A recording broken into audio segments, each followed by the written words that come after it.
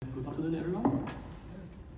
And it's my delight today to present this paper titled The Deification of Rabbi Menachem Schneersohn and Jesus' Self-Understanding. And the main bulk of this presentation is taken from chapter 8 of my book, The Origin of Divine Christology, published by Cambridge University Press in 2017. And it's available at the exhibition hall at the Cambridge booth. Right, so just an advertisement, okay, so you can get a book from there. And this book basically addresses the question, how did Jesus, a Jewish preacher, become regarded as divine? And in this paper, I shall examine the deification of a rabbi called Menachem Schneersohn, who lived from 1902 to 1994, by the Iraqis Chabad Jews, and how this might shed light concerning the origin of divine Christology and Jesus' self-understanding. Now, why consider the case of Schneersohn? In their book, Redescribing Christian Origins, Cameron and Miller noted that, like anthropologists, biblical scholars can gain insight from the study of texts and cultures that appear to be strange, for there is an extraordinary cognitive power in defamiliarization, making the familiar seem strange in order to enhance our perception of the familiar. Since the origins of Christianity seem so self-evident to most students and scholars of the New Testament, what is needed is another point of departure, some other text or topic that will enable us to retest the discoveries of the past and to see old truths in new light. Now, of course, some scholars have tried to look at this issue by looking at other religions. So, for example, there are scholars who argue for parallels in other religions, such as referring to Apollonius of Tyana, a 3rd century Roman, and his case was mentioned by Bart Ehrman, and Ehrman says that, well, he was also called the Son of God and did miracles, and he used this as a parallel to Jesus.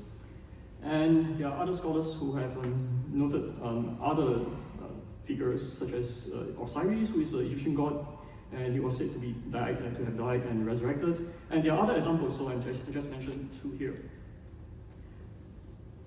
However, in some of these cases, they are not even historical persons. Osiris wasn't a historical person, whereas Jesus was a historical figure, so there is this analogy. And in some of these cases, the stories are likely copied from Jesus, so many scholars think that Apollonius, some of the claims attributed to him, may be influenced by the Gospels. So some people try to construct an anti-Messiah, kind of, and so they make up some stories of Apollonius and attribute to him. And in these cases, they arose in a polytheistic or pantheistic context in which worship of humans were common. So, but what is unique, right, about the case of Jesus is the context of ancient Jewish beliefs about God. Now, there was a variety of beliefs among ancient Jews. The earliest Christian leaders were those Jews who regarded God as the creator of the universe, who is all-powerful and perfect. Unlike polytheists, they thought that one should revere and worship only this creator rather than the created things. And we see this in various texts. So, for example, in Romans chapter 1, verses 18 to 25, we see this creator-creature divide, and Paul emphasized there that one of the sins of the pagans is that they worship the creature rather than the creator. Whereas Paul evidently taught that we should only worship the creator rather than the creature. And so these earliest Christians, they were ancient Jewish monotheists, to use the term that Larry Routledge used. Now, they respected Abraham, they respected Moses, they respected David, etc. But they did not regard them as the creator of the universe and worship him as the creator. They did not worship the figures as the creator of the universe. However, what is astonishing is that they thought that Jesus was involved in the creation of all things. For example, in 1 Corinthians 8:6, we see that they claim that all things came through Christ. I will talk more about this later on. Right? So they regarded Jesus to be on the creator side of the creator-creature divide. And in this presentation, I shall call this truly divine. Right? because there are different sense of divinity, right? There are different meanings of the word divine. So what I mean by truly divine is to be regarded on the creator side of the creator-creature divide. And that was what they regarded Jesus to be. Okay, so this creator-creature divide and is associated with worship. And I mentioned earlier on, you can see this in Romans chapter 1, verse 20 to 35. And also in the Old Testament as well, which the earliest Christians evidently accept as their holy scripture. So to give one example, in Psalms chapter 96, Psalm 96, verses 4 to 5, it says, "Great is the Lord, and greatly to be praised. He is to be revered above all gods. For all the gods of the peoples are idols, but the Lord made the heavens." So in this verse, we see that the psalmist associated praise and worship and reverence to Yahweh because He is the one who made the heavens. He is the creator. Whereas all the other gods, they are not creator of the universe. So this creator-creature divide is of crucial importance.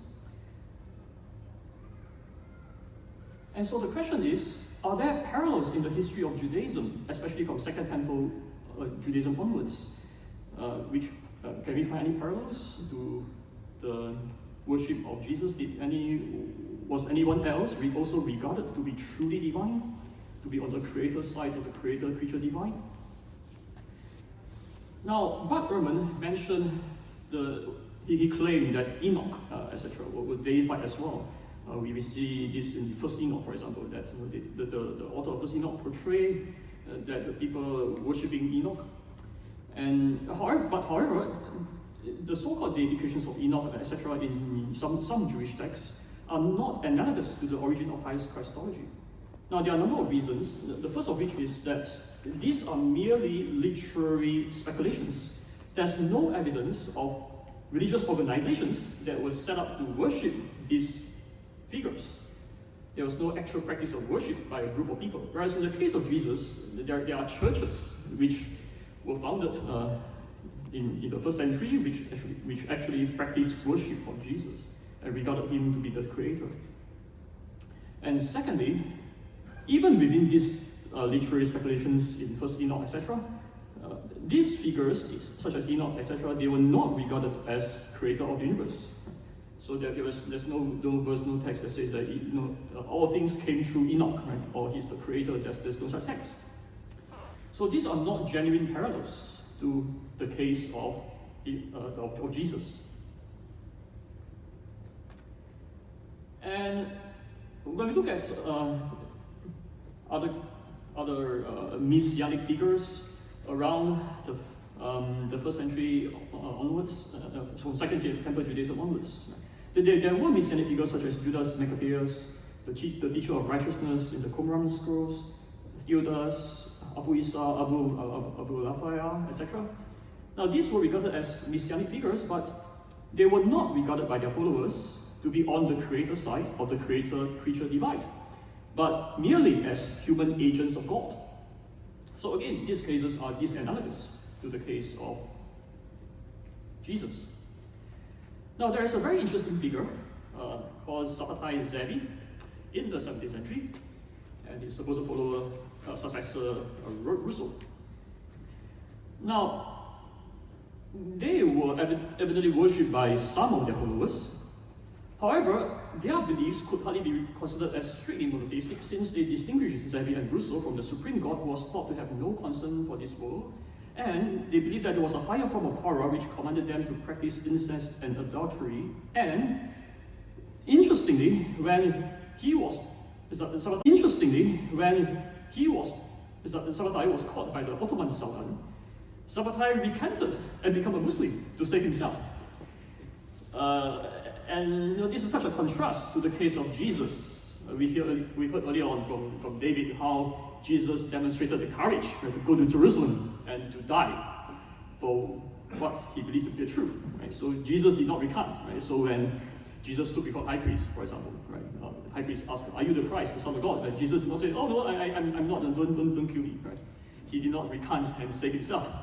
But Sabbatai, he he recanted. He says, "Oh no, I'm not the Messiah. I'm not God. I renounce all this, and please don't kill me. I now want to become a Muslim."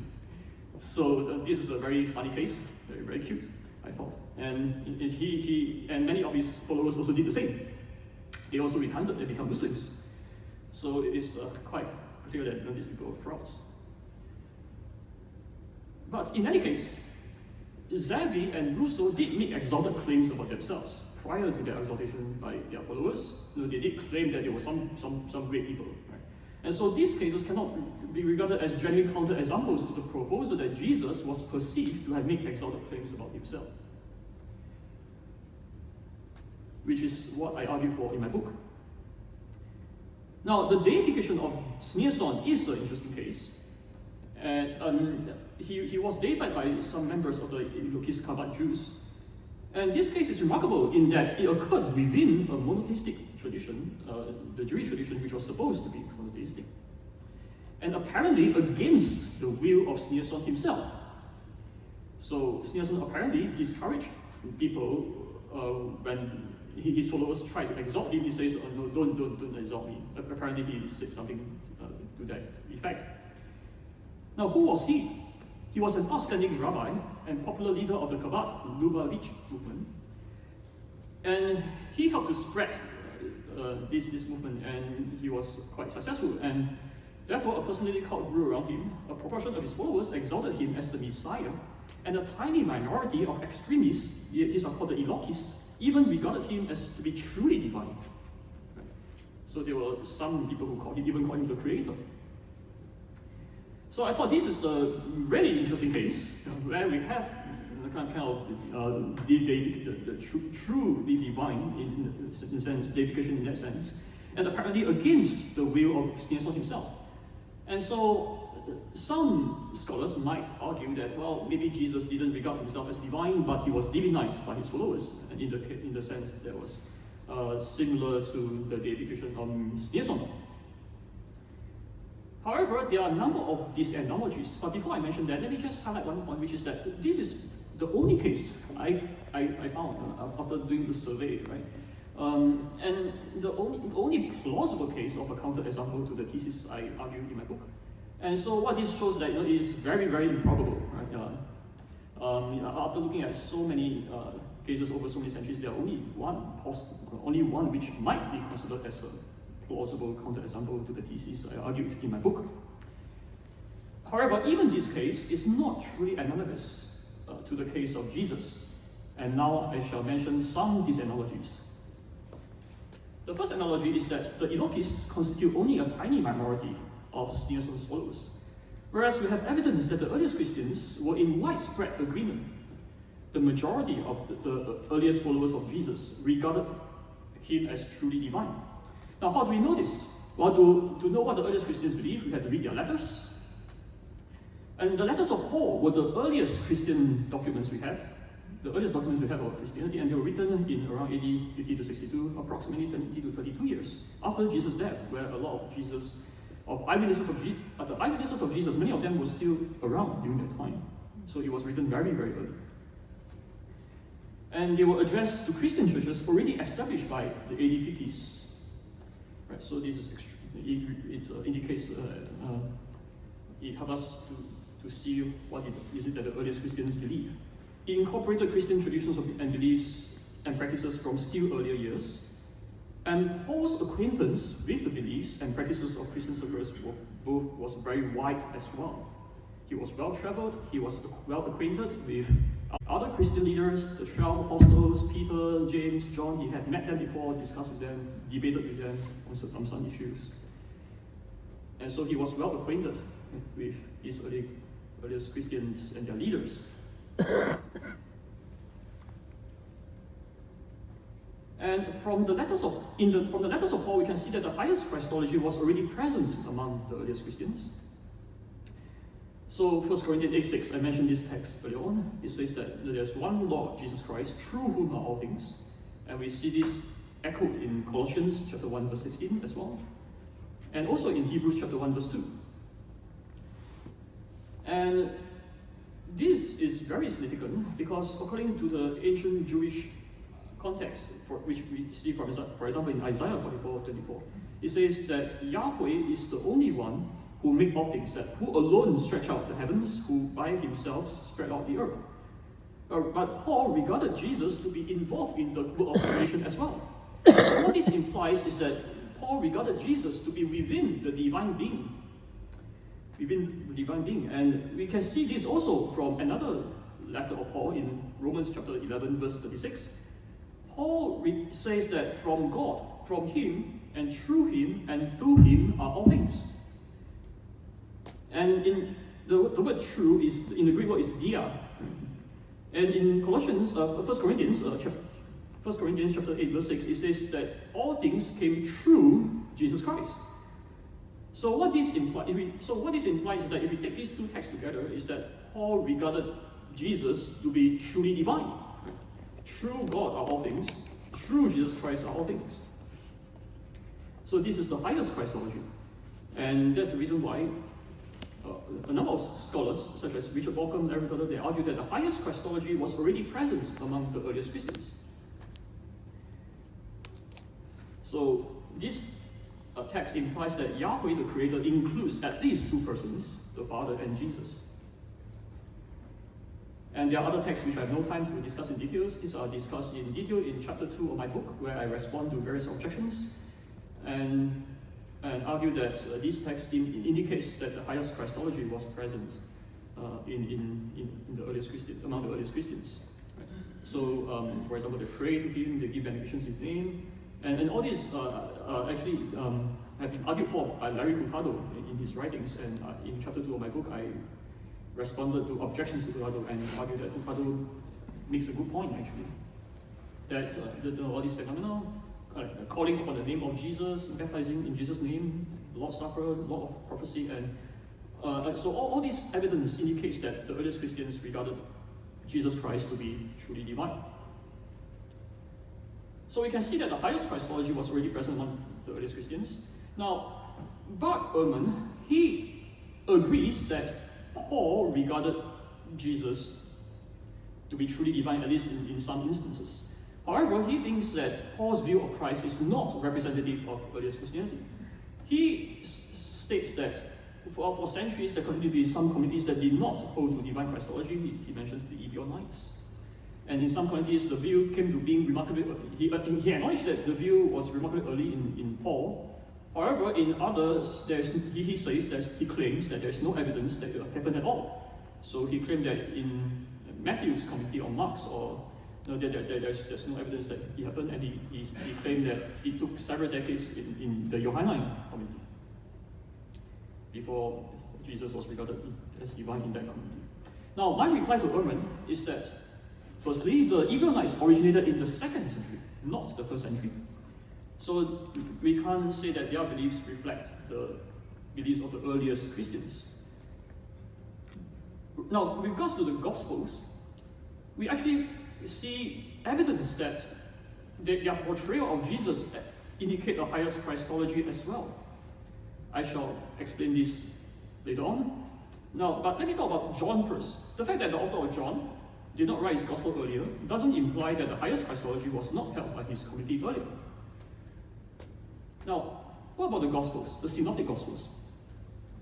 Now, in the Synoptic Gospels, Jesus did not use the word "I'm God." He did not actually say in that sense, but however, he was portrayed Jewish believers to worship him, and he accepted their worship. So, for example, in Matthew chapter 14, verses 27 to 33, this text portray Jesus walking on water, and after that, his disciples worship him. And we also see this portrayed in Luke 52. At the Ascension, his disciples worship him. Now, it should be noted that according to the Gospel of Matthew and Luke Acts, only God the Creator is to be worshipped. Right? We see this in Matthew 4:10, Luke Acts 10:26. In Luke Acts 10:26, for example, right, when Cornelius bowed to Peter, Peter says, "Oh, don't bow to me, right? I'm only a human being." So, and therefore the worship of Jesus portrayed in these Gospels indicate that the authors of these Gospels regard Jesus to be truly divine. contrary to what Ehrman claims. So Jesus was portrayed in Gospel of Mark to have caused his Jewish unbelievers to think that he was blaspheming in the sense of claiming to be God the Creator.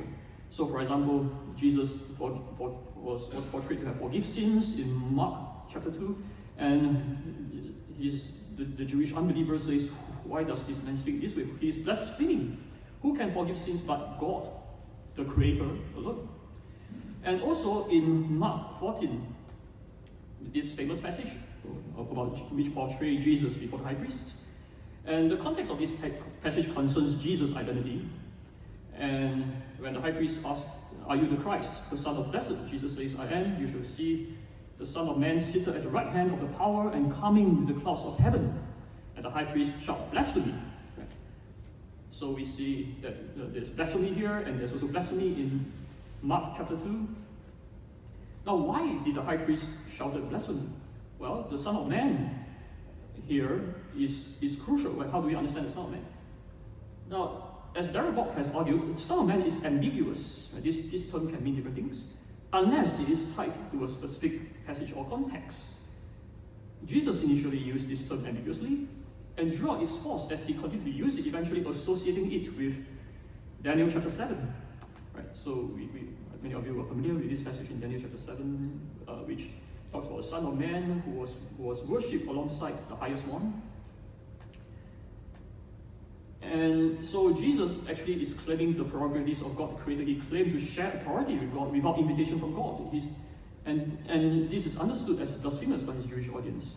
And he also used the Jewish pre-understanding concerning the imagery of being seated close to God the Creator and coming on the clouds, which is associated with Yahweh in the Old Testament. And Jesus' forgiveness of sins in Mark 2 was also regarded as blasphemous. So when we take all these passages together, we can see that what Mark is trying to convey is that Jesus was accused of blasphemy because he was saying and doing things that imply the claim to be truly divine. And so we see this we see that earliest Christians regard Jesus to be truly divine in the letters of Paul, in the Gospels. And so this is indication of a widespread agreement. And moreover, Paul argues that the gospel of first importance concerning Jesus Christ was the common message, belief, and identity marker of the earliest Christians. And he acknowledged that he received this gospel from earlier Christians. Paul acknowledged the authority of the Jerusalem apostles to validate or even to invalidate the gospel he preached. Given the centrality of Christ to the gospel and the Christian faith, all these would not have happened if the Jerusalem saints held to a non-divine Christology, contrary to Paul's. And as I said earlier on, other first century writings such as the Gospels also open the highest Christology. So on the basis of all this evidence, I think there are good reasons to think that the earliest Christians were in widespread agreement concerning the divine status, the truly divine status of Christ. And Richard Bauckham argued in his Jesus, a very short introduction published by Oxford University Press. He says Paul did not have sufficient power and influence to invent Christianity. There were already a large Christian community in Rome long before Paul visited the capital. Christianity must have soon spread to Egypt and Mesopotamia, developments which Paul had no involvement. The center from which the early Christian movement developed and spread throughout the ancient world was not Paul, but the Jerusalem church, led initially by the 12 and subsequently by James, the brother of Jesus. What was common to the whole Christian movement derived from Jerusalem, not from Paul, and Paul himself derived the central message he preached from the Jerusalem apostles. Now, there's a second decennology, which I'm running out of time, so I should just mention this quickly. The leaders of the Schneersohn's disciples have fiercely defended the views of Schneersohn himself by criticizing those who exalted his status. Right? A statement issued by the Central Committee of the Kabbat rabbis stated that they condemned the deification of any human beings as contrary to the core and foundation of the Christian faith. And they mentioned that the preoccupation with identifying the deceased rabbi as the Messiah is clearly contrary to the rabbi's wishes. Right? So we see here that the leaders of his followers defended the view of Schneersohn himself against the Elohists and argued that we shouldn't worship him as divine. By contrast, we did not see such a thing concerning in earliest Christianity. There was no indication that the strict monotheistic Jewish leaders of the earliest Christian movement, the 12, James or Paul or whoever, condemned there's no indication that they condemned the deification of Jesus as contrary to the core and foundation of the Jewish faith, which they hold.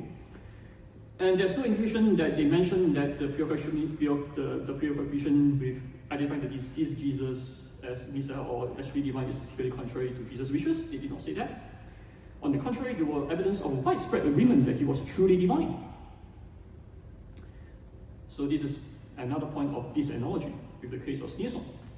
And therefore, in conclusion, I shall end with the words of Dale Ellison, an eminent historian of early Christianity, Princeton University. He says, "No followers of Jesus, to our knowledge, ever called Paul or James or John divine, or Peter divine, or reckon them as God. Christians did, however, say astounding things about Jesus, and that from the very beginning. The differing evaluations I submit had something to do with who these two people actually were. We should hold a funeral for the view that Jesus entertained no exalted thoughts about himself." So to summarize my thesis in one sentence, if Jesus himself did not claim and show himself to be truly divine, the earliest Christian leaders who were ancient Jewish monotheists would not have come to the widespread agreement that he was, but they did. Thank you. Perhaps one quick question. Hi. Why do you think the Chabad Elkists saw Schneersohn being divine? Yeah. What led into that point? Thank you. So, what led the Chabad, the Elotists, right, to regard Rabbi Schneersohn as divine? Now, there are a number of explanations which have been suggested by various people, and one explanation which I have read somewhere is that for some of them, not all, some of them, you know, they might have been influenced by the Christians' worship of Jesus, and so the Jesus of Jesus worship him. The followers of Jesus, Christians worship Jesus as God, and we Kabbalists don't think that Jesus is God. We have the Rabbi, so it's like a counter claim, kind of counter Messiah. They say that no, the Rabbi Schneersohn is the true Messiah. Jesus is the false Messiah, and we want to affirm him as Messiah. We want to affirm him as divine. So this is one possible explanation which has been suggested by some scholars. And others have noted that for the Chabad Jews, they have an interesting idea about the relationship between God and creation. So they think that everything is permeated by the divine in some sense. That we find in the Chabad beliefs. And so I read that one Elokist, there are some Elokist Jews who argue that the Rabbi Schneersohn was so permeated by the divine essence that, and he's in such a state of self-denial that he's permeated by the divine essence. So that is their explanation for why they regard him as divine. So these are possible explanations. Thank you.